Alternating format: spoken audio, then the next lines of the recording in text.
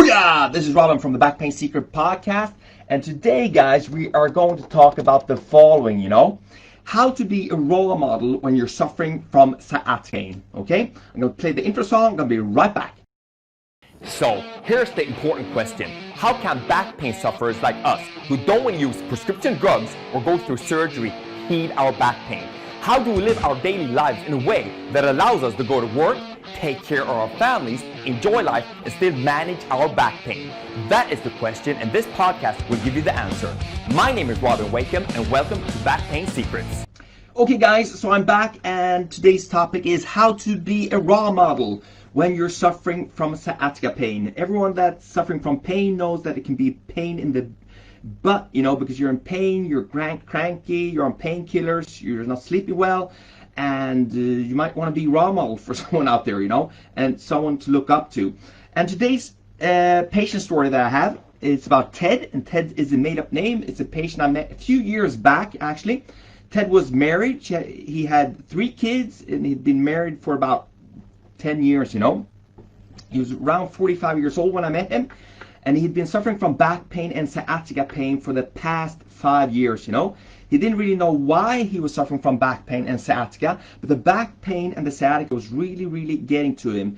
He had radiation down his left leg, day and night, more or less. This increased when he was walking up and down stairs in the car and so forth, and he started to take more and more painkillers for this. He was in the financial market, okay? Ted had been working in the financial market for the past 20 years. And growing up, Ted's dad hadn't really been a good role model for him. He was drinking a lot, Ted's dad, and he had some injuries or like emotional scars from growing up. Okay, and that really made him very focused on to be good role model for his kids. He wanted to do like the opposite of the stuff that his dad had done for him. So internally, Ted was a hard-working guy, but he was afraid that the pain he was feeling now in his back, buttocks, down his leg, was affecting his marriage, okay? Because and his 3 kids, because he wanted to be a good role model for his wife, but also for his 3 kids, right? And he was able to do that when he was in not so much pain, but nowadays he was in pain constantly, He was like just day and night. He had this throbbing pain in his back, buttocks, down his leg. He also started to experience weakness in his leg, and he was really afraid that this was affecting his mood and the way he was towards his family, And he was afraid basically that his pain was never going to go away, okay? So externally, you could see it on him, when you met Ted, that he was tired, He's just tired of having this pain, tired of having to take this shit all the time. And he looked like he was in pain. You see it on his face, he's all like scrinkled up.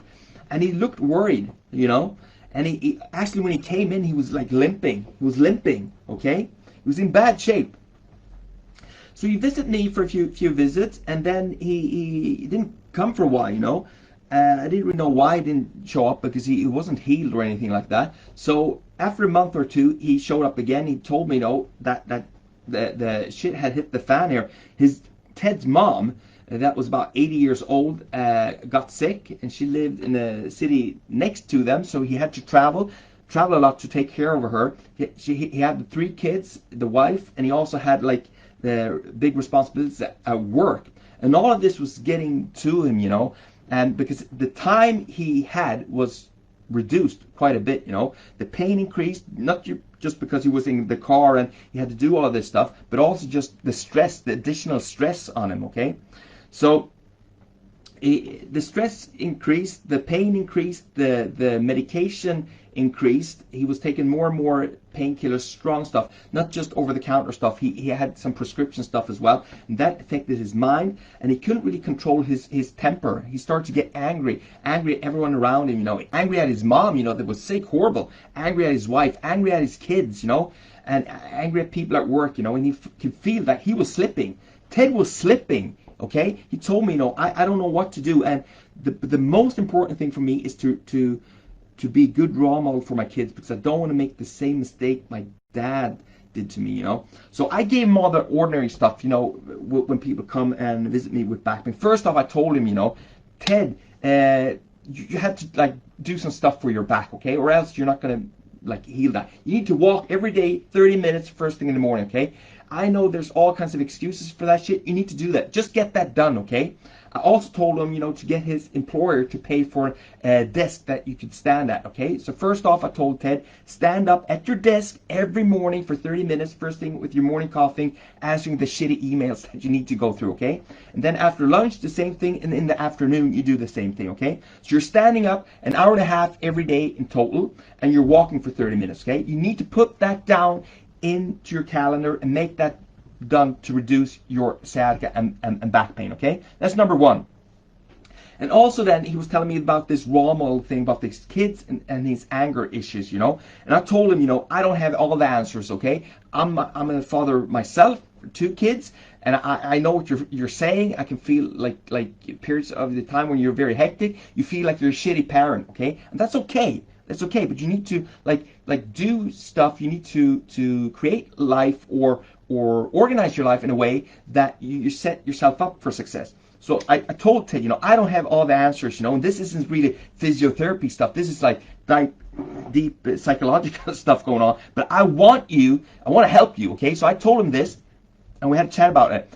I told him first off, I think it was Woody Allen that actually said this, and I don't know if this is a good reference or not, but what he said, half of the job of being a parent is to show up, guys. You need to show up, okay? A lot of these parents and whatever it is, you need to be there, you need to be around your kids, and even if you are around your kids, you need to, and your kids, your wife, or whoever, whenever you are around people, you need to be there also, like wholehearted, not half-hearted, okay? You need to be present. You need to be aware, okay? You need to be there.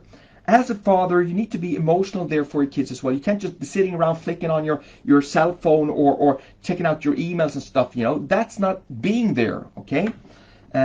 So put your goddamn phone down, And if you go back, Ted, I told him, when you grew up and you start to get like influence from people, like a teacher or maybe someone like that, I bet, when they spent time with you, they were really there. They were present. They were asking you questions. They were looking you in your eye. They weren't like checking everything else around, talking on the phone, checking the TV and stuff like that, okay?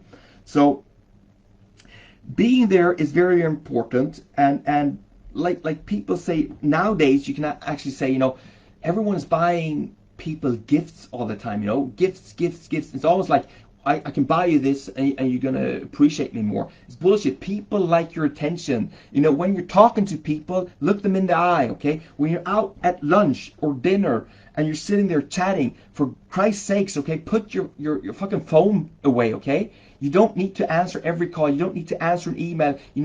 Don't need to do that right then and there, If you have someone in front of you that's important to you, please spend time with them and give them their attention, okay? It's very, very important to do that with your kids and everyone else, okay? Number 2, be positive, okay? You're reading all of these crappy newspapers online. There's all kinds of crap going on in the world, It's so easy to get pulled down, sucked down in that shit, It's not like you need to be positive. I'm not saying that you should be blind and not look at all the bad stuff that is going on, but you have to put that in perspective. There's always like lessons to learn in all hardships, okay? So basically you meet these people, and you know what I'm talking about. You meet these people that are always negative. They're always negative. There's no positive energy coming from them.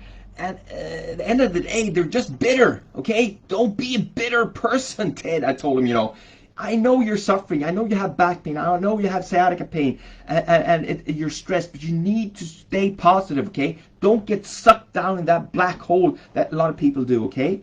And it's really important that you're like shooting out positive energy to the people around you, okay? So if there's a negative conversation, if you can't turn around with some positive remarks, leave the conversation, okay? Especially with your kids, you need to keep them uplifted, if they're going through hardships in school and other stuff, please be a positive role model for them, shoot out some positive vibes, okay? That's what I'm talking about. Number 3, okay? Help other people. in order to become a positive role model. Ask people questions, you know. Try to help them out, figure out what they need, okay? So, for example, when you meet people, you know, I had problems with this growing up as well, you know, when you meet new people and stuff, you don't really know how to act, and you feel a bit like not comfortable, you know. The easiest way is to ask people questions, okay? People love to talk about themselves, okay? So ask people, you know, what do you really want, you know, by doing that, you know? What do you really want to focus on, you know? How do you want to feel, okay? So basically you're helping other people around yourself that are important to you to find out what they're really into and what they should be focusing on it, okay? Because most people are just reading papers, and they're just like people and reading on social media, and they're jumping from different things all over the place, okay? Very few people that you meet actually know exactly what they're after or what will make them happy. So you take it upon yourself to be like an investigative reporter and just like ask them questions and try to help them figure out what they want in life and what will make them happy, what they need, okay? And you should do that for your kids, Ted, I was telling him, okay? I know it's hard, but just like get 20 questions up there and you just do the same 20 questions all the time, you know, to help people out. Number 4, very important, guys. Get your shit done, okay? Just get it done. Like this today, for example, Ted. It's Sunday, okay? I want to reach a lot of people all over the internet to try to help them with back pain, okay? And I try to go online out twice a day live, okay? This is a pain in the butt for me. I would rather be in bed right now, okay? But I'm up here, I'm doing it because I need to get my shit done. I have a specific goal. I want to help like 1 million people to reduce their sciatica pain and their back pain. And I can't be doing that lying in bed thinking about it, okay? You got to do your thing, okay?